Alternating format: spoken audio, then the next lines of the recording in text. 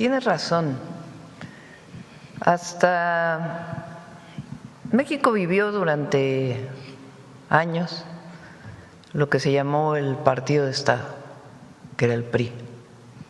Durante pues la segunda, no solo, digamos desde Calles evidentemente y luego con el general Cárdenas, el Partido Nacional Revolucionario y luego se convirtió en Partido Revolucionario Institucional.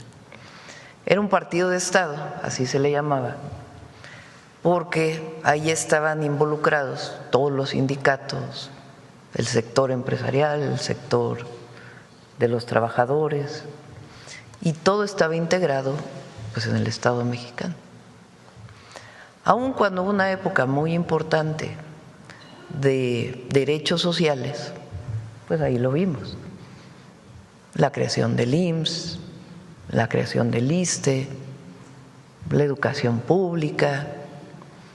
Fue un régimen muy autoritario, de mucha represión. No se permitía que en los sindicatos llegara alguien que no fuera del PRI a dirigir el sindicato, cualquiera que éste fuera. Ahí se dieron el movimiento de ferrocarrileros, de electricistas, que buscaban que alguien distinto al que nombraba el presidente fuera secretario general de un sindicato. Ahí estuvo Galván en la corriente democrática del SUTERM, en el caso de los electricistas, o Campa y otros de los ferrocarrileros. Los maestros, que buscaban la democracia sindical o mejores derechos sociales, y eran reprimidos.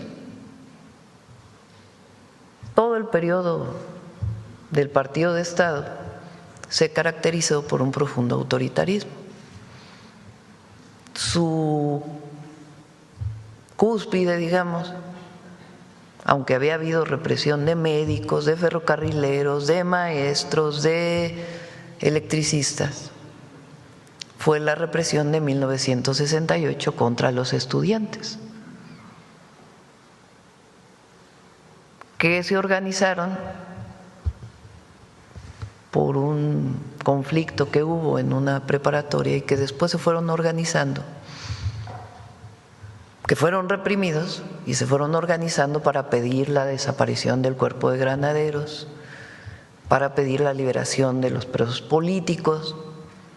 Estaba preso entonces Valentín Campa, Vallejo, a ver si me acuerdas tú, José Alfonso, y termina en la represión de Tlatelolco, donde pues disparan contra los estudiantes y a la dirección del Consejo Nacional de Huelga la encarcelan. Ese es, digamos, un momento cúspide. Ese fue el gobierno de Díaz Ordaz.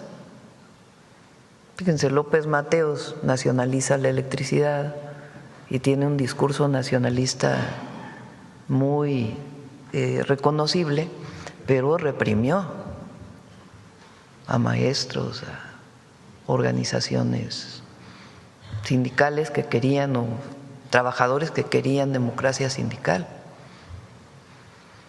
Es muy autoritario. Cuando llega Echeverría en el 70, pues ahí se plantean la posibilidad de abrir por la presión de la gente, de los movimientos sociales diversos, y que participaran otros partidos políticos, porque solamente estaba el PRI, el PAN y algunos partidos que habían creado como pues apéndices en realidad del PRI. El PPS tuvo en su tiempo pues alguna participación, pero los demás pues eran apéndices.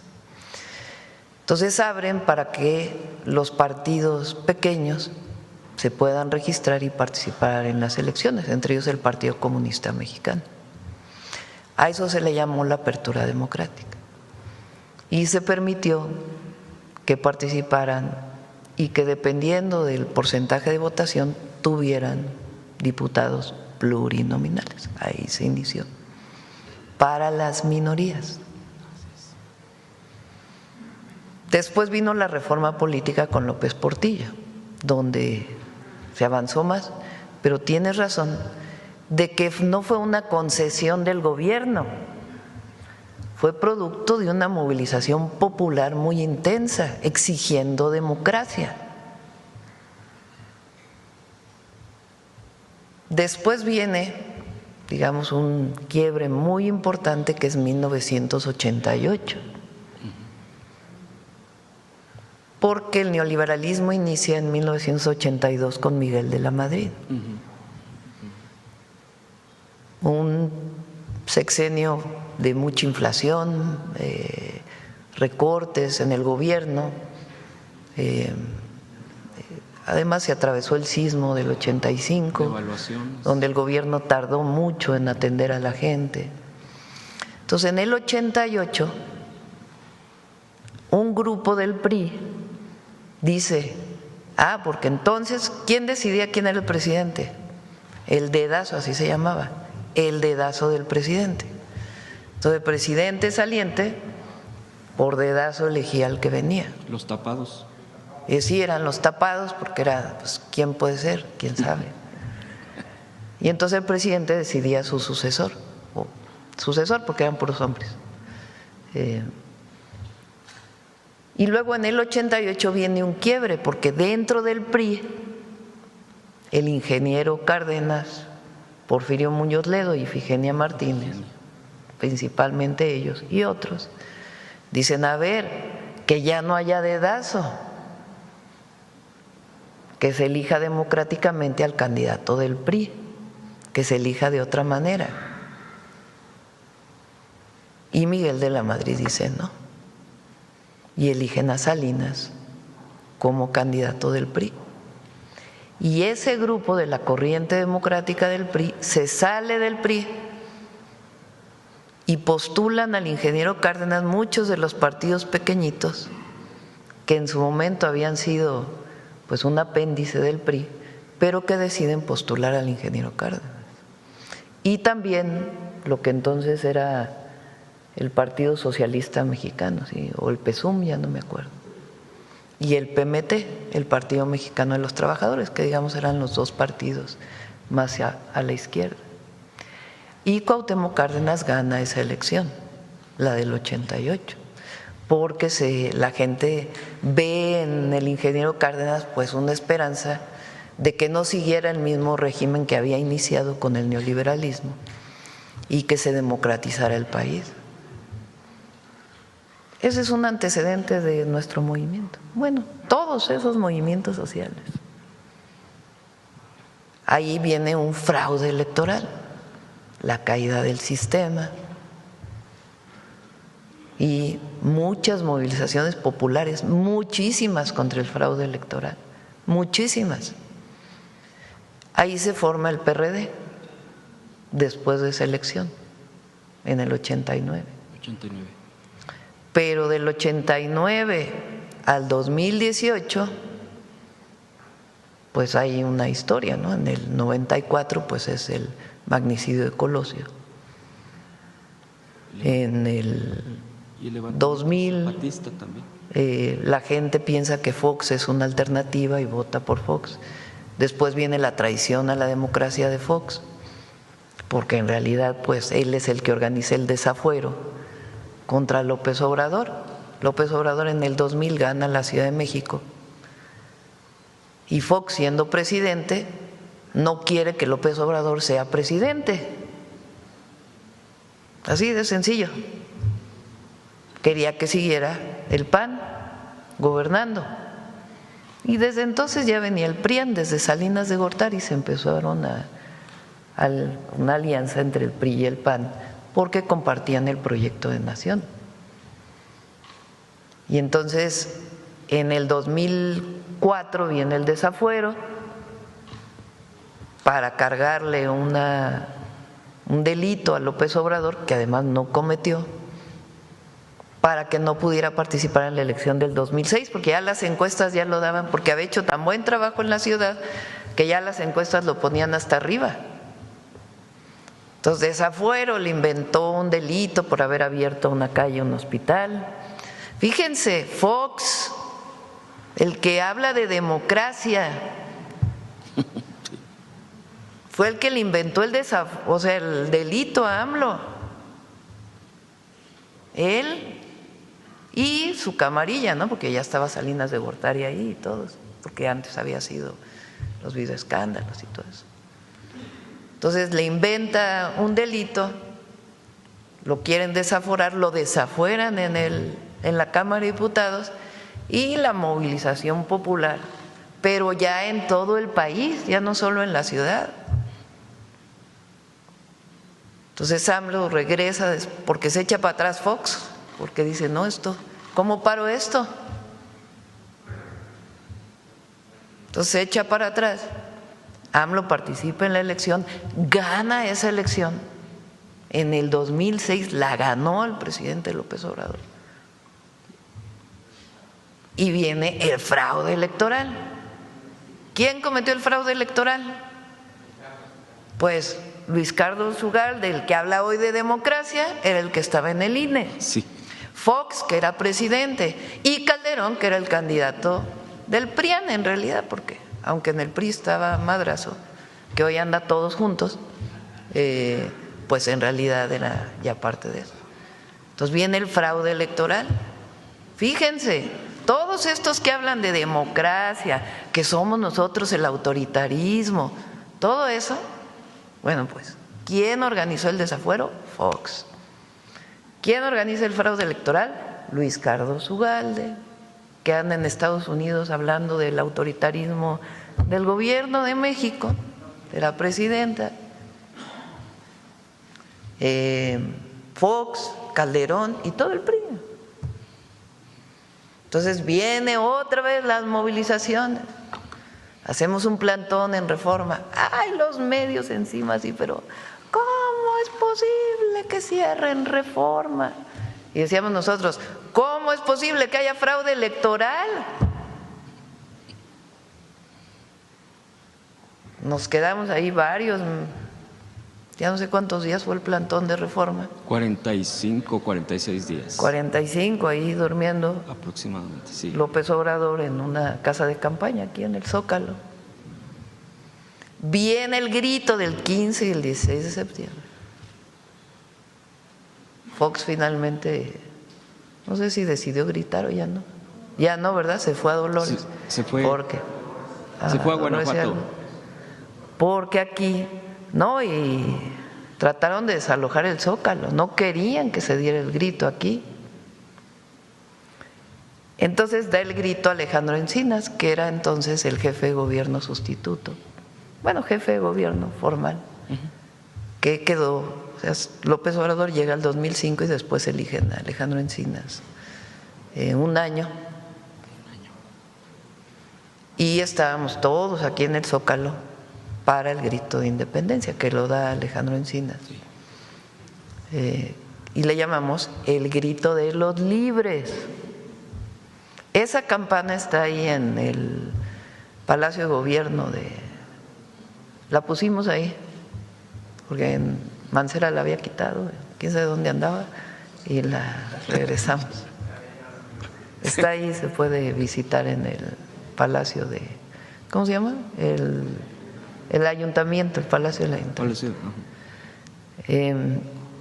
2006, bueno, fue tal la campaña en contra que la verdad fue muy difícil para todo el movimiento levantarnos de ese proceso. Pero decidimos nombrar, bueno, primero se hace la Convención Nacional Democrática, fíjense, y luego decidimos nombrar a AMLO presidente legítimo. Y le pone doña Rosario Ibarra la banda presidencial. Ahí hay una foto que tengo allá en la oficina, a ver si la ponen.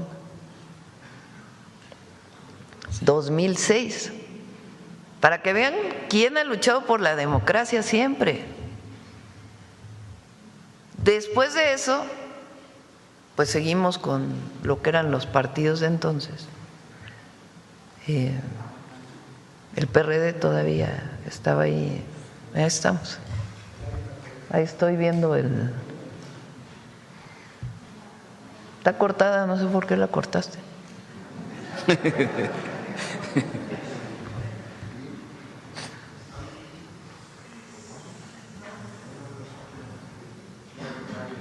Lleno el Zócalo, llenísimo. 20 de noviembre. Y de ahí AMLO decide, se forma el gobierno legítimo. Entonces yo, en enero yo del 2007 regresé a la universidad a trabajar, pero seguí participando en el movimiento. Era secretaria del Patrimonio Nacional del gobierno legítimo. Y fueron 6 años de seguir luchando. Ahí está, mira. Bueno, había más compañeros, no sé por qué los quitaron de la foto.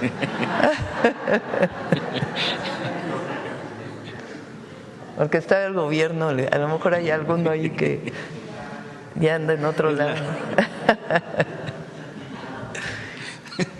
Bueno, entonces nos fuimos de nuevo a tocar casa por casa. Y fue cuando él empieza a recorrer todo el país, todos los municipios del país, todos. Y nosotros tocando casa por casa. Fíjense, yo trabajaba en la universidad y los fines de semana me tocó Querétaro y San Luis Potosí, esos 2 estados. Íbamos a credencializar para el gobierno legítimo, luchando por la democracia, por las libertades, por la justicia social. Y luego viene el 2012, la elección del 2012. Y ahí viene pues toda la compradera del voto de Peña Nieto. Las tarjetas Monex. Las tarjetas Monex, Soria. La estafa maestra. En fin, mucho dinero, muchísimo dinero en esa elección. Y nosotros consideramos que había sido un fraude, pues porque se compró mucho voto, ¿no? Entonces fue que nos organizamos y decidimos que pues ya el PRD no nos representaba, porque ellos firmaron el Pacto por México en 2012 con Peña Nieto. Y ahí acordaron pues la privatización del petróleo, la reforma educativa. Entonces decidimos que pues ya era tiempo de formar un nuevo partido político y se forma Morena. Allí participamos en el 2015 por primera vez. Ahí en el libro que escribí ahí cuento algunas cosas. Y luego, y bueno, obviamente hablo en el libro Gracias también lo cuento. Y en el 18 pues gana la elección Andrés Manuel López Obrador. Ahora, todos estos que hicieron fraudes electorales, todos estos que se convirtieron en el PRIAN, todos estos que fueron parte del modelo neoliberal que empobreció al pueblo, los que avalaron el fraude, que quitaron derechos, sí, los que avalaron el fraude, ahora son los paladines de la democracia. Y ahora ellos son los que nos dicen a nosotros autoritarios. Estaba viendo ayer que en el Congreso ahora van a organizar un foro que se va a llamar autoritarismo contra democracia. ¿Pero quiénes son los autoritarios? Más bien hay que organizar uno que se llame Democracia y Defensa de la Nación contra los vendepatrias, ¿verdad? Los que andan yendo allá a Estados Unidos a ver si les hacen caso. Y al final, ¿qué es la democracia? El gobierno del pueblo. No se nos olvide eso. Porque parece que la democracia es que todas las élites estén representadas en el gobierno. No, es el pueblo. Esa es la definición de democracia. gobierno del pueblo. Lincoln decía gobierno del pueblo, para el pueblo y por el pueblo. Entonces, ¿cómo va a haber democracia sin pueblo? Eso no existe. Entonces, ¿cuál es el planteamiento de la reforma? Pueblo, pueblo, pueblo.